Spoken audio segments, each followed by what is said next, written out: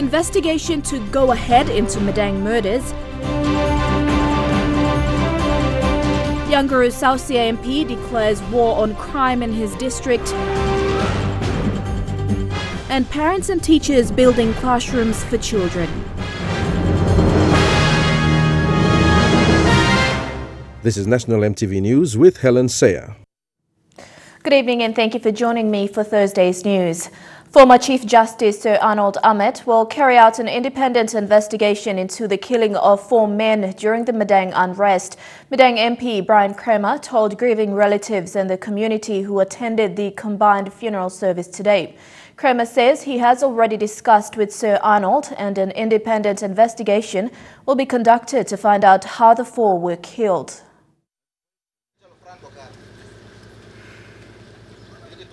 At 9 a.m., relatives of the 4 men killed in incidents during the unrest in Madang earlier this month came into town to take the bodies back to their villages for burial. More than 20 vehicles with police escort traveled from the Modilon Hospital morgue to the Lutheran Memorial Church where the funeral service was held before they will be put to rest.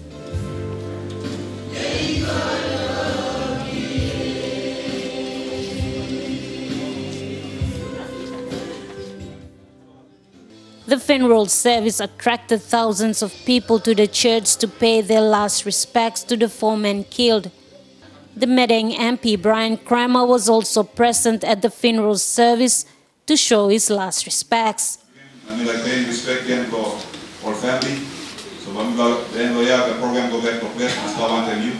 So then the time we lost in house drive, and we mark the time to the provincial government, and you meet by Sanati Manta Memorial, but we go back thinking very pastor. We don't have to go with something like that.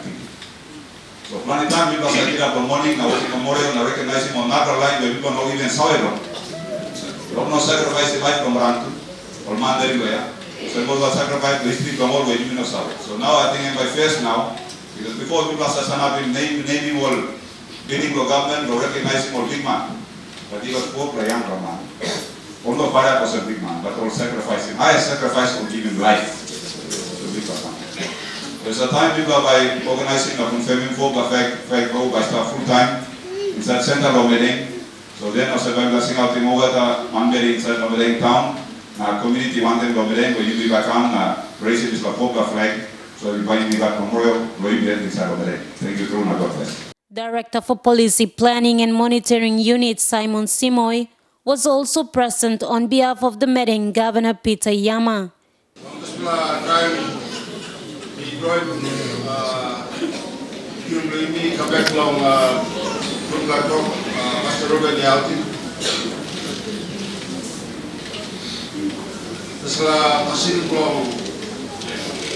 reconciliation na sacrifice pun setelah live start belum here. Kami sedim one page, lupa chapter long only this baby long walk one time.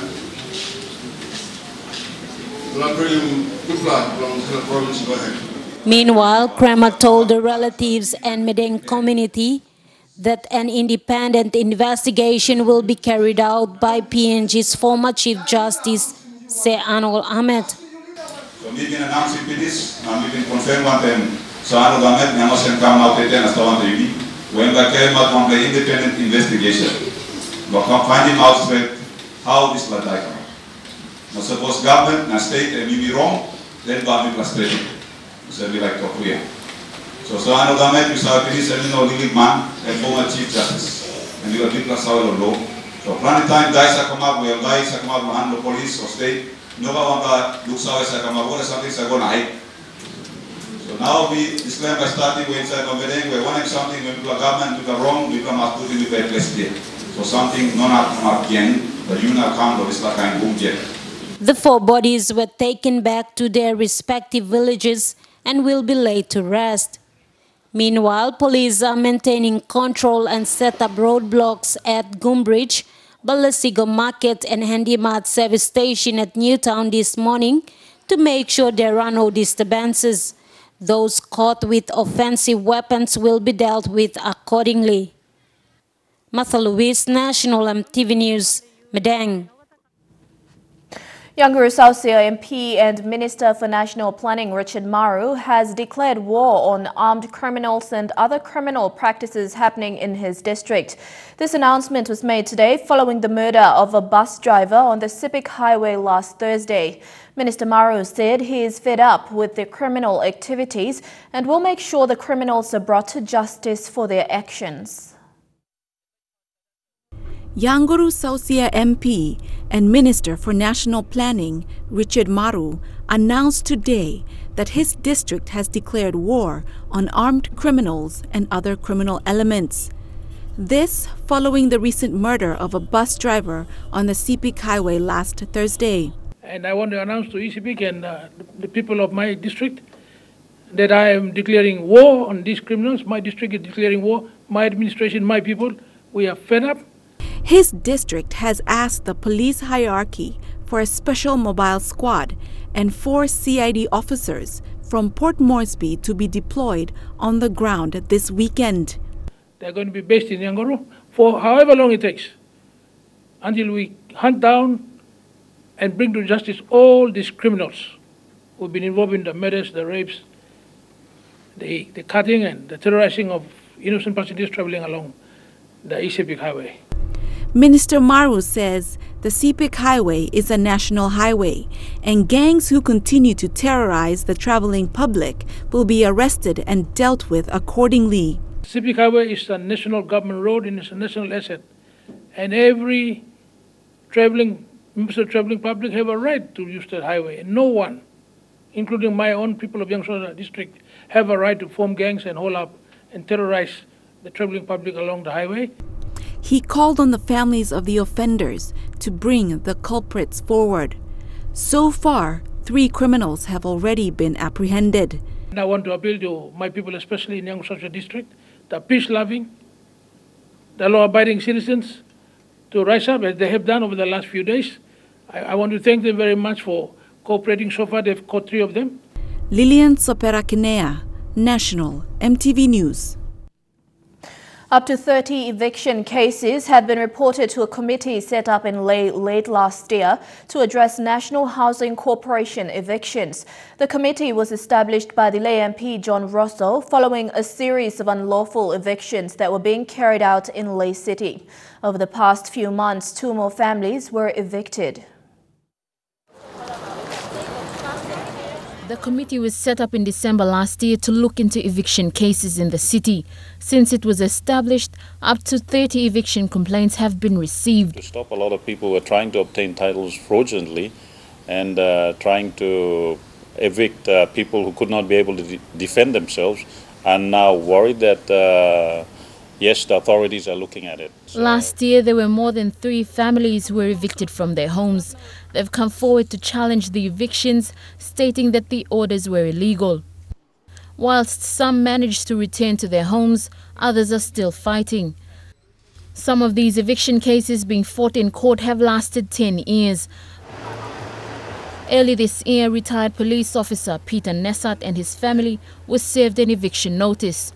They were evicted after 7 days from their home of 30 years. Where to go from here, I don't know. I have nowhere to go. Mr. Rosso says the committee are screening the complaints to ensure that the cases are genuine. There's a lot of issues surrounding it, but we are going through it case by case and giving the relevant legal advice to the people concerned. Lucy Kopana, National EMTV News, Lae. Members of the lay public today questioned the national and Morobe provincial governments for allowing businesses to build shops in residential areas in the city. According to the Physical Planning Act 1989, approving authorities such as Lands, Physical Planning Board and Building Board are supposed to assess business building plans before the city authority issues licenses. Those we spoke to are calling on the provincial government and Lae City Authority to look into the matter seriously and act quickly. In urban settings like Lae City, the areas are subdivided into zones that serve different purposes. These zones are identified as commercial, residential and industrial zones. According to the Physical Planning Act 1989, under Section 72, the purposes for which a building may be used in a zone are the purpose specified in respect of that zone. Over the past months, our investigation showed the apparent breach of regulations by businesses operating in residential areas and the lack of enforcement by authorities. This has become an issue of public concern in Ley. All innocent line can see my vision. Because national government, na provincial government, all no behind him good play road. Last week, the Ley City Council's Health Division closed a sausage factory in a compound that houses clothing shops. The factory is also located near a residential area at 2 Mile. Our family reported the water pollution to Ley City Council in 2014, but nothing was done. After raising the same concern on media 2 weeks ago, waste management team from the division closed the factory. This has triggered the public in Ley, who are questioning the processes used in approving investors to operate businesses in the city.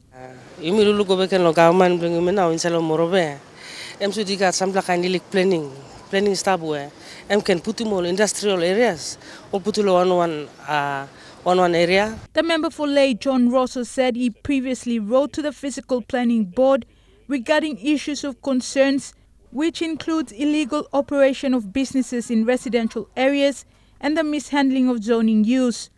Morebek currently doesn't have an official Physical Planning Board. The Provincial Executive Council will soon appoint a new board who will rectify these problems. Julie Badui Owa, National EMTV News, Ley. This is National EMTV News. We'll bring you more of the day's other stories when we come back. Stay tuned.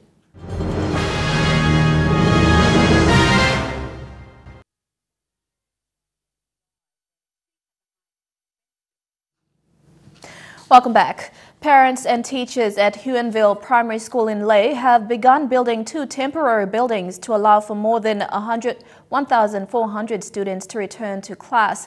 6 classrooms at the school were condemned by the building board 2 weeks ago for being structurally unsafe. This forced the school to send students home. 2 weeks ago, 6 classrooms were condemned by the building board and the Papua New Guinea Fire Service. The decision forced the school to send home more than 1,400 students. Last week, the school's administration began an appeal to raise money for the construction of temporary classrooms to house the students.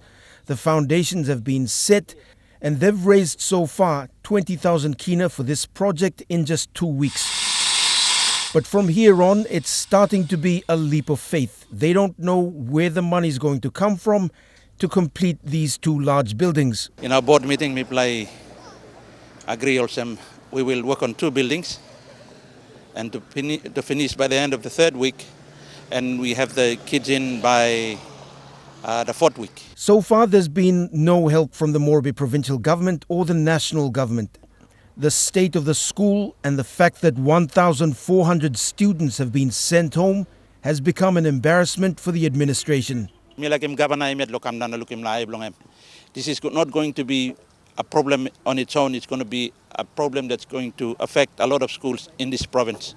On the part of the National Department of Education, the so-called infrastructure component of the tuition fee-free education funds were never paid since 2013. With the TFF money not arriving, I have asked the board to give me the relevant paperwork so I can try to chase it up with the relevant minister to see if he can be able to assist and chase it.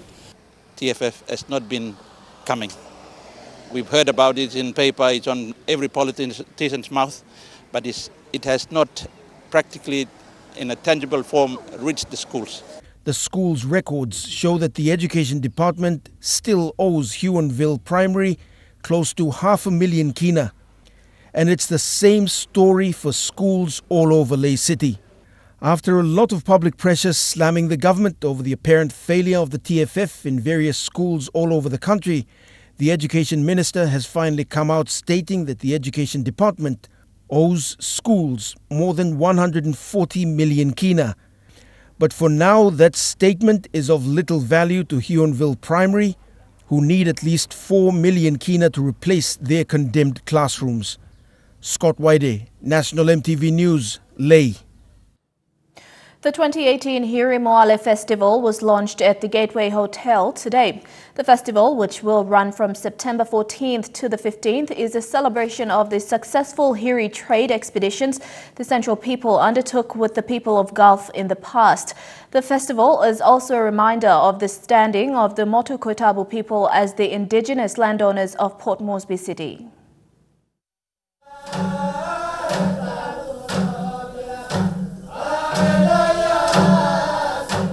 Setting the lagatoi to sail signifies the launch of the Hiri Moale Festival. Our ancestors braved all difficulties to go on this often difficult expedition. Thus, the staging of the Hiri Moale Festival is a mark of respect and honor for their goodwill. The importance and significance of the Hiri Moale Festival in this day and age cannot be stressed enough. We need to showcase the Hiri culture and tradition in this modern time. The Hiri Moale Festival is also a celebration of courage, determination, commitment, discipline and ultimately the friendships that were established and have lasted to this day. We, the Motu and Koitabu people, need the Hiri Moale Festival to remind us of our origins, our identity, and more importantly, our standing in this wonderful city of ours as the indigenous landowners of Port Moresby. We need to be recognized accordingly, and the Hiri Moale Festival is capable of portraying our existence that is sadly eroding on so many fronts. This year, the Hiri Moale Festival coincides with the APAC meeting, and it gives an opportunity for the people to showcase their culture. Due to APAC, the usual venue of the festival at Ella Beach will be moved to another location and will be announced soon.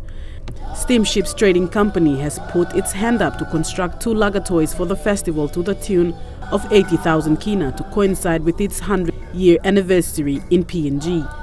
Steamships has had a long association with the Hiri Moale Festival because of our links to the communities of the southern coast of Papua New Guinea, as well as to the maritime industry in this country. Our maritime history dates back to our founder, Captain Fitch, and the Queen's Cliff, a vessel that came up for the first time in 1918, which, as the chairman has said, was 100 years ago this year. NCDC also came on board with 500,000 kina for the event as the new city manager challenged the Motu Koitabu people to take advantage of the changes in the city and the opportunity APAC will bring during the time of the festival in September. Okay, you already have the festival, but you can look into other features, right? Other development paths, where you can use it, to look into, improving, how you go about to showcase, your culture, right? Use Hiri Moale Festival, as an investment program. The Hiri Festival's logo had also been changed this year to signify the rich cultural heritage between the Motu Koita people and the Gulf province. On the occasion, traditional dances from the Mirukuru performed the Hehona dance, which is the traditional dance performed by the female relatives of the males who had gone on the lagatoi to voyages during the Hiri trade. Stacey Yallo, National MTV News. The University of Choucas is tonight preparing for the graduation of 776 former students tomorrow. This will be the 21st graduation of the university. Today, students and staff rehearsed for the big day tomorrow. It is expected to be a colorful event as students from all over the country receive their various degrees. A Bangladeshi businessman in Port Moresby today took the initiative to set up a cop shop in front of one of his shops with the aim of curbing petty crimes in the area. Owner of KR Enterprise, Kalam Raman, is the owner of the Happy Supermarket at 6 Mile. He has set up the cop station at a cost of 20,000 kina. The cop shop was set up after the store line at 6 Mile experienced petty theft issues in and around the shop and as well as the harassment of women. 6 Mile Police, in partnership with the owner of Kalam Raman Group of Companies or KR Enterprises today, opened the cop shop. All man is all come now, buying a salim long year, you must protect them all, so that police must have all time. long secure in place so that no can illegal can pagul pasin or some pickpocket or steal or open the car or so pasin must stop. The shop line in front of 6 Mile bus stop has not only served the communities at 6 Mile, but also the villagers along the Magi Highway who come to shop there. Happy Supermarket owner and KR Enterprise Managing Director Kalam Raman said the Coop shop is not only for shop customers but will be open to the general public. We put the air container actually for our public. Sometimes they facing problem. Customers sometimes they complain to us here, say we lost this and that. So we try to support to public to put the container here. Me pla by request team lo police commander lo 6 Mile lo puti mon pla Coop shop lo here na supporting all the customer na public no disturbance all the customer by come lo here na shopping na all by happy. There will be 6 policemen stationed in the Coop shop 24 hours to serve the general public. Despite the manpower at the police station is lowest compared to the growing number of residents at 6 Mile, the community were encouraged to take ownership of the Coop shop. Me my staff safe, walking shopping for me, look out, pickpocket, all other activity, me walking inside here and by knockout. Our group of companies and take him display in his make him display. Something how possible whereby me use him here today. Awesome, so not display me talk on behalf of the community, me talk thank you long. Our company one time all. Police, come taking display initiative. NCDC Operations Commander Chief Inspector Michael Tilai commended KR Enterprise for their initiative.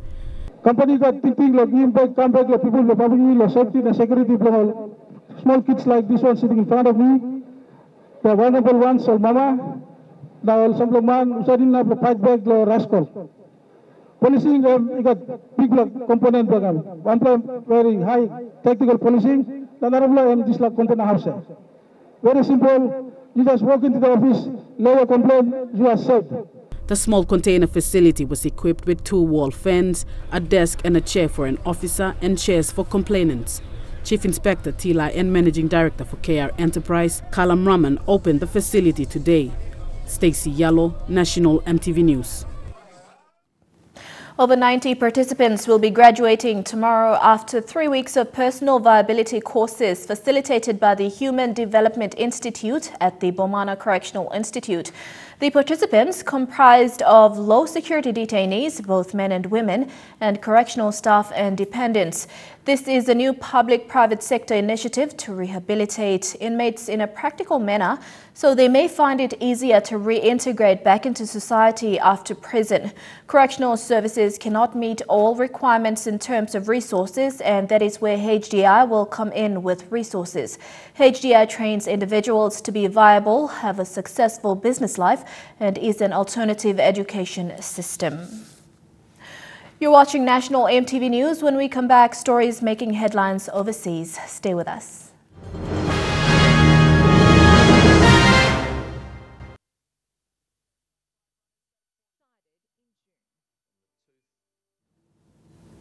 Welcome back to the news. Turning overseas just 2 days after the birth of his 3rd child, Prince William helped mark Anzac Day in London. The Duke of Cambridge joined his brother Prince Harry and Meghan Markle at the special service at Westminster Abbey. Walking down the aisle, but not yet as man and wife.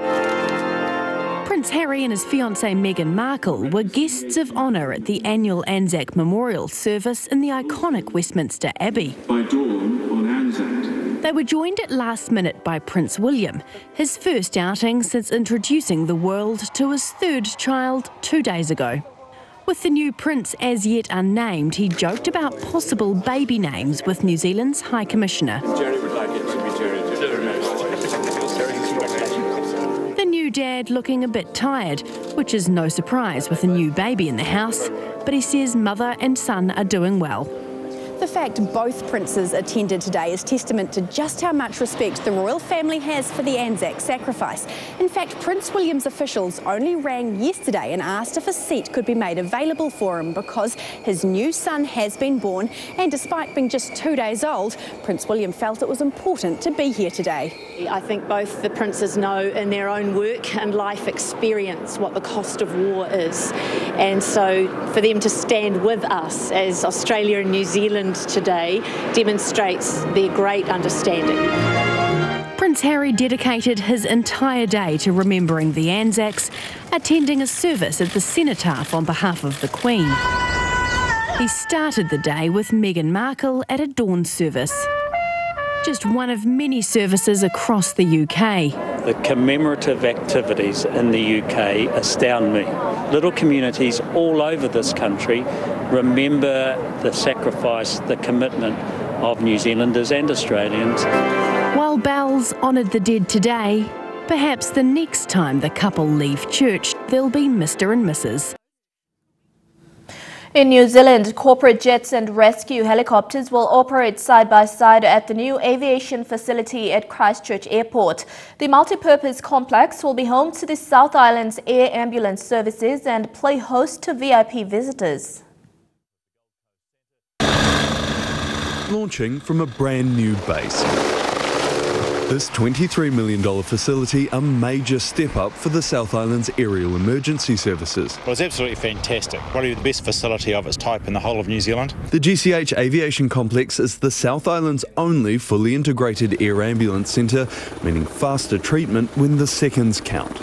It could be life and death if at the worst possible time. But yeah, so the less time it takes us to get to the patient, the better their outcome, and that happens. That's always the case. As well as the Westpac chopper, the building will house the New Zealand Flying Doctors Service. It covers the whole country and runs more than 1,500 medical flights a year. It's sort of groundbreaking in New Zealand and actually around most of the Pacific, honestly.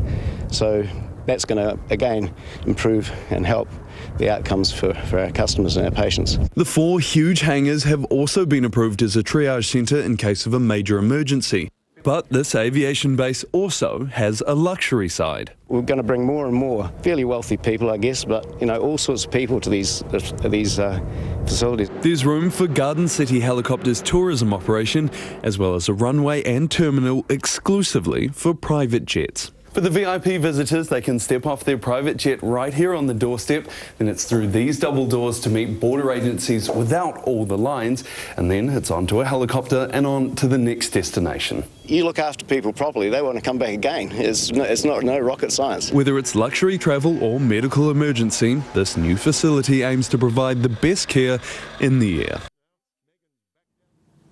Also in New Zealand, authorities can finally reveal the identity of a secret witness whose testimony helped convict David Tomaheri of the murders of 2 Swedish tourists in 1989.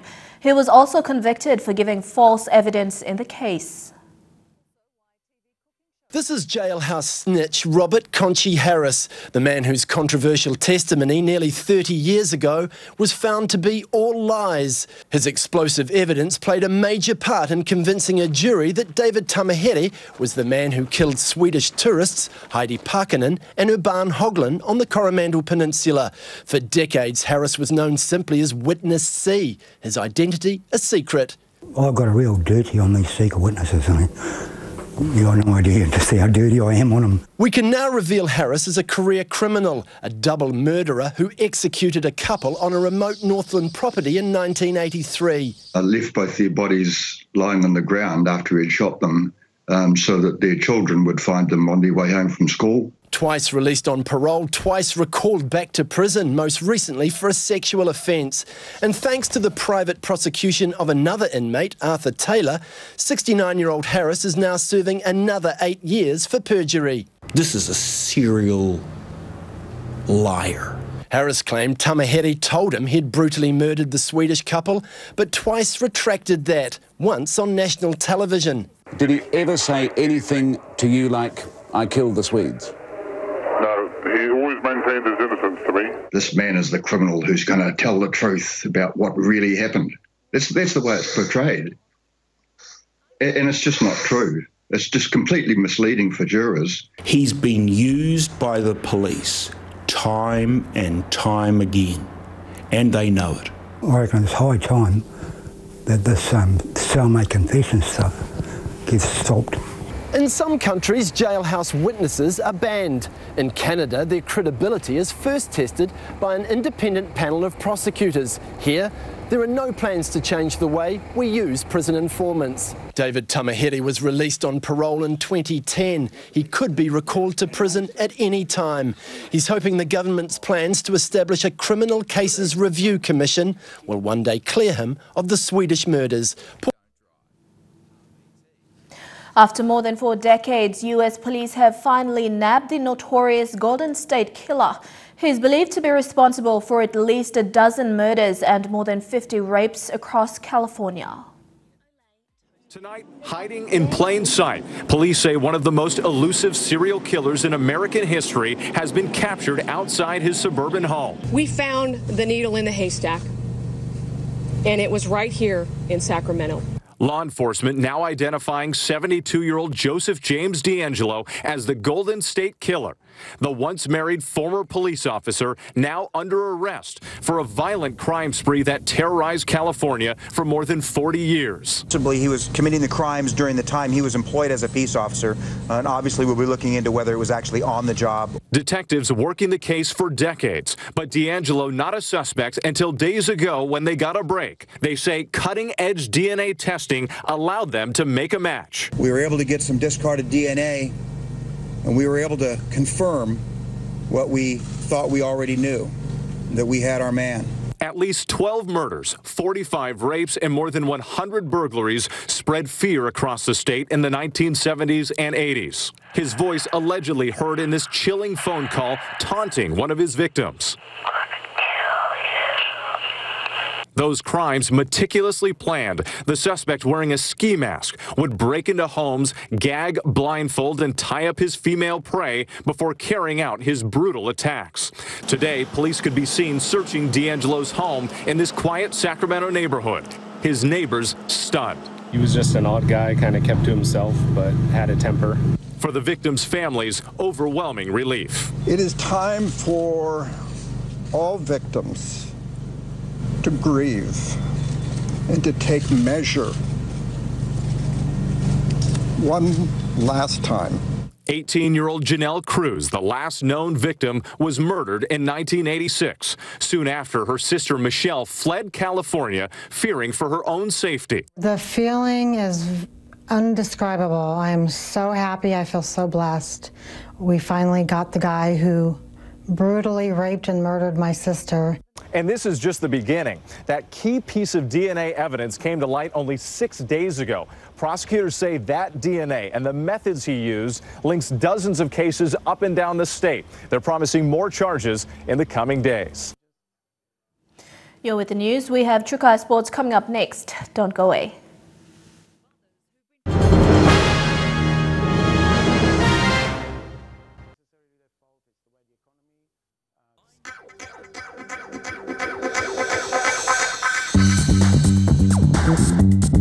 Choucas Sports.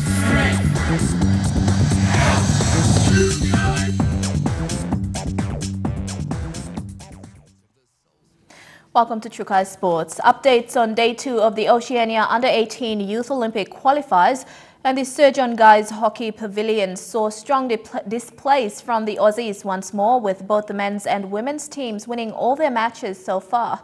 Host PNG, on the other hand, are yet to see the women win at least one game, while the men have recorded only a draw against Solomon Islands. Still on hockey, and the level of hockey in Oceania is improving, and that is something Australian Hockey President Melanie Woosnam highlighted in an interview with EMTV Sports. The standard of the Oceania region in terms of the Pacific Islands has increased substantially over the last few years, and that's a result of the Pacific Sports Funding Program that the Australian Government DFAT have contributed to. So we've been able to resource development officers across the nations and expose over 20,000 school children to hockey. So The competition level within the Pacific nations has certainly increased. Australia and New Zealand are always very competitive themselves, and you would have seen that from the Commonwealth Games result with our team, men's team finished first and our ladies team with a silver medal. But it's our obligation to try and build the capacity of all the Pacific nations for hockey. So we're proud to be involved and we're proud to help support that as much as we can. The Australian under-18 hockey coach Ben Bishop says they have settled in well since their arrival last week Sunday. Bishop says qualifying for the Youth Olympic Games in Argentina is what they're aiming for. Of course, we've been here since Sunday and had some training in the lead up to the tournament here, and everyone's been very welcoming for us, and the hotel we're staying at is very nice, and yeah, we're looking forward to finishing off the tournament well. I think it's important that we you know, we don't get too far ahead. There's been some good wins for us in the first two games, but we need to continue that on, and if it's us that represent Oceania at the Youth Olympics, we'll do the best we can with that.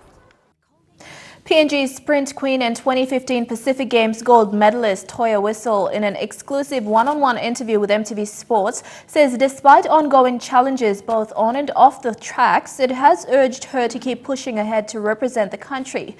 Toya, who left for Japan today to attend the Crown Prince Athletics Championships and her first international meet for 2018, says she is training hard for the upcoming nationals next month and other international tournaments.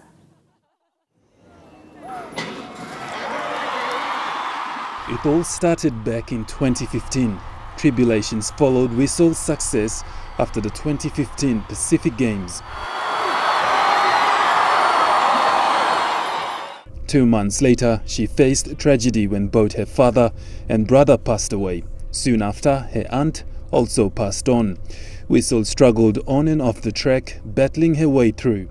She says, as confident as she looked, what was going on behind the person standing was remorse and mental trauma. Whistle was facing many challenges, attending training sessions and competitions. Being on a spotlight all the time, and when you go through sort of like, you know, with families and individually you go through the problems, nobody knows, but they just judge and say things like that. But it doesn't mean that it's going to affect you for what you're doing. You know yourself.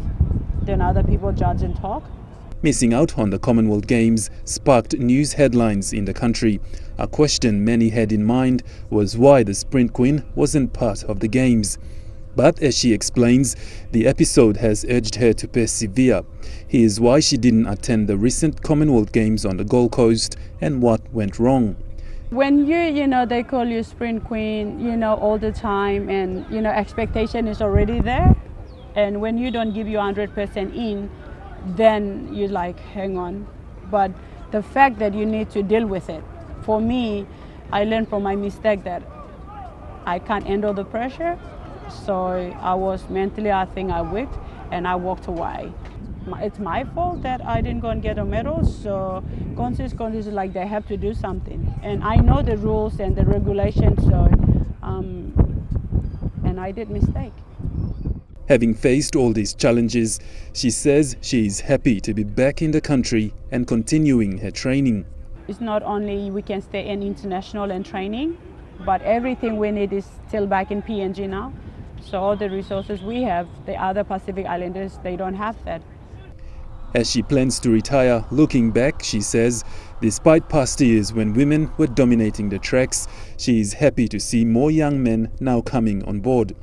Whistle, who now resides in Goroka at the National Training Institute, says she will continue to train for 2019 Pacific Games and the 2020 Tokyo Olympics.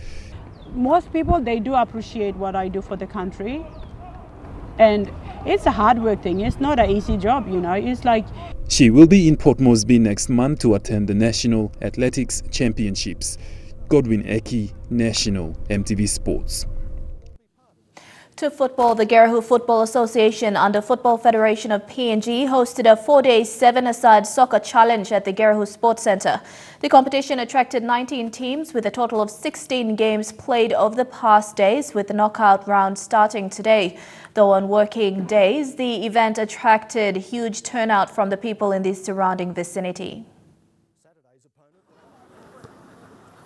The 4-day 7-a-side competition started on Tuesday and has so far attracted an overwhelming support and involvement from the participating teams.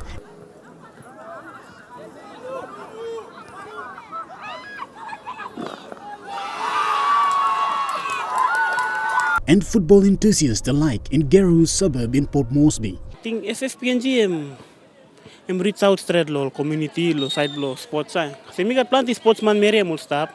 So mi just need misla. Give mo this opportunity lo come out na soy mo leta. The event run by Yangoru Football Association under Football Federation PNG managed to run the competition with keen interest from the participants, involving 14 men's and 5 women's teams slotted into pools. Side lo Yangoru mi blagat plenty sportsman mere, especially lo side lo soccer. So plenty musem time soccer bin sa on lo bisini na honorable fila musem long way. Plenty all mama papa all got pikinini all got family commitments na all lo move out na. Take part lo sports na kambe kan. So time sports em kam lo house do ablol. Mi pelu go sem good response em kam. Some lo family mo sem musta close to house do so lo just come out na. Take part na go back and house refresh kai waiting next games la na. James Jimmy Jerry, a recent graduate from the University of Papua New Guinea, said it was a great initiative from FFPNG to encourage the growth of football in the suburban areas of the national capital. I think big thank you lo FFPNG lo. Bring him soccer kam laus dua lo Yangoru straight. Thank you. Jerry thanked the association for giving the youths an opportunity to take part in such competitions that allowed them to build and foster friendship whilst having fun. Yes, sompla intellectual inside lo community mi lugi mo sem good plan lo side lo community development lo community na lo good plan lo community na long term. Like the other participating teams, Jerry and his team are keenly contesting for a spot in the quarterfinals. The top teams in each pool advances to the quarterfinal playoff, where the 4 winning teams progresses to the finals scheduled tomorrow. Shane Soroya, National EMTV Sports. Choucas Sports continues with more after these messages. Stay tuned.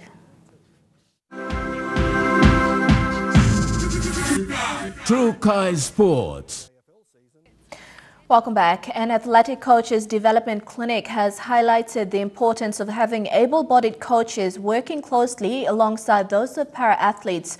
Facilitated by High Performance Sport PNG and Oceania Paralympics, the workshop stressed the need for all coaches to be abreast of the changing aspects of both athletes and their events. Chris Nunn says it is important to realize as coaches that there is so much more to coaching than just delivering a session to able and para-athletes. What we're looking at doing here is providing support for coaches to learn about long-term planning, integrating services, and ultimately how to provide and give feedback to athletes. He says as coaches, it is necessary that coaches are integrated to work side by side with para and able-bodied athletes. It's really important that we capture the athletes that have been through the journey. They've been able to compete as athletes and they might be retiring and transitioning. If we can capture them into the coaching space and support them to learn the skill of coaching, then that's going to enhance what the knowledge base is throughout the community. Really important that we get those guys, give them the support they need to grow and develop as coaches, which is why we need people who can oversee them and mentor them while they're learning those skills. He says in phase 2 of the coaching development clinic, areas such as coach-to-coach development and training will be essential. I think it's really important to realise as a coach that there's so much more to coaching than just turning up each week and delivering a session. It's important that you understand what are you trying to achieve long term for the athletes, whether it be World Championships, Olympic Games, the Paralympic Games, the Commonwealth Games, Pacific Games, even a PNG Games.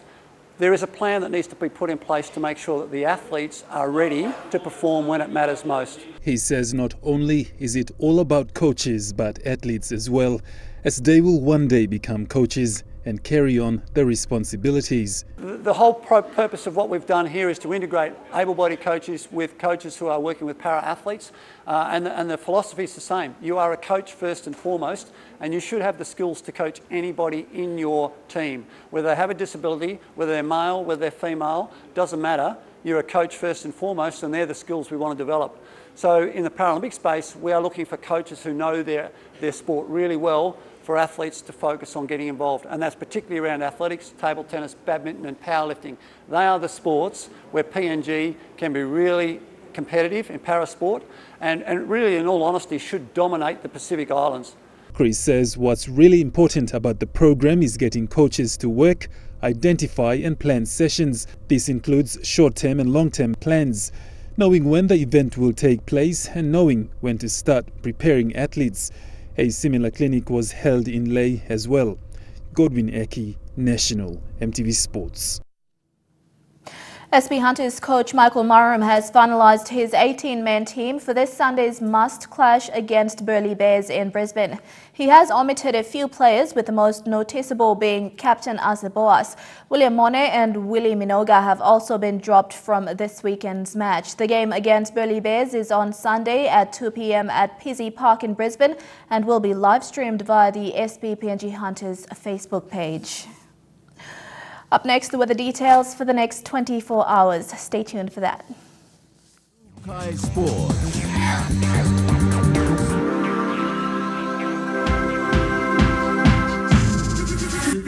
Choucas Sports. The weather details were proudly brought to you by Dulux, celebrating 50 years in PNG and the only paint made in PNG.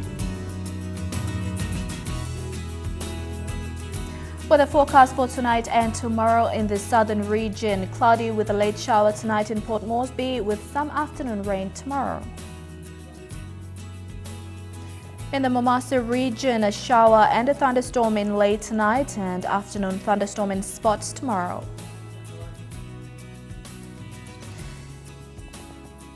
In the New Guinea Islands region, several late thunderstorms and cloudy with showers tomorrow in Kavieng. And in the Highlands region, an early morning thunderstorm, then overcast tonight, and a morning thunderstorm in spots in Goroka.